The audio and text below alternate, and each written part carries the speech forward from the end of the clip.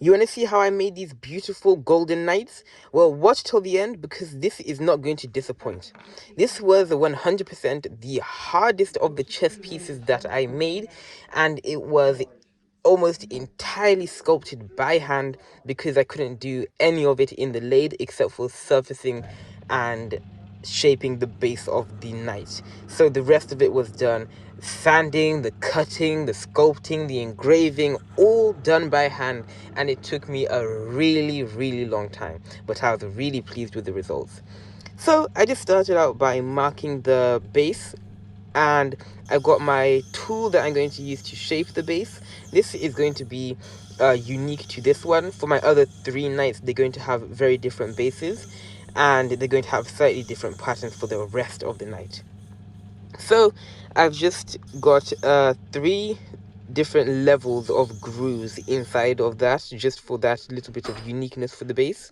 And that's pretty much all I can do on the lathe. So I just have to separate it, mark it out, and begin the tiresome process of working the rest of it by hand. So I just drew some lines, and I'm gonna have to follow that. I've got my hacksaw, and I've just got to cut all the way along those lines down to the bottom. This was quite a tiring process, but it wasn't too bad since the knight isn't that big.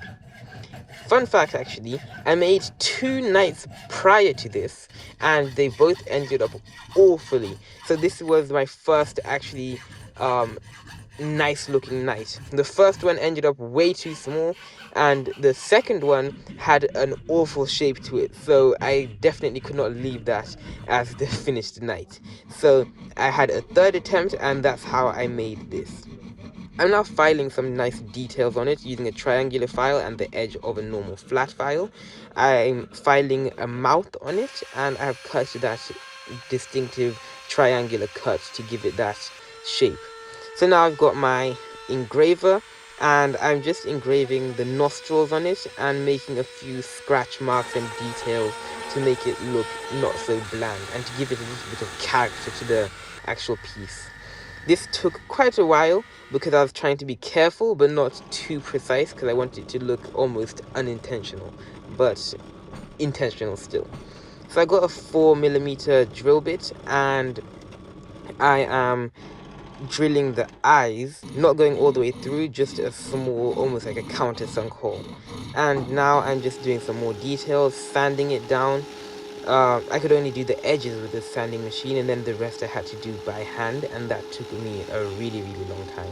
So I'm just sanding down the edges with 120, 180, and 320 grit sandpaper, so that I could get at least a better finish for me to work with by hand.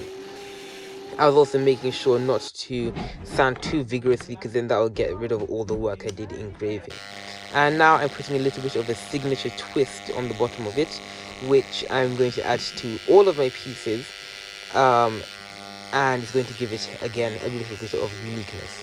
I have hidden a little bit of a code in this, so if you have been able to check it out, comment down below. It's in the form of a date, by the way, so make sure you go ahead and comment what your guesses are.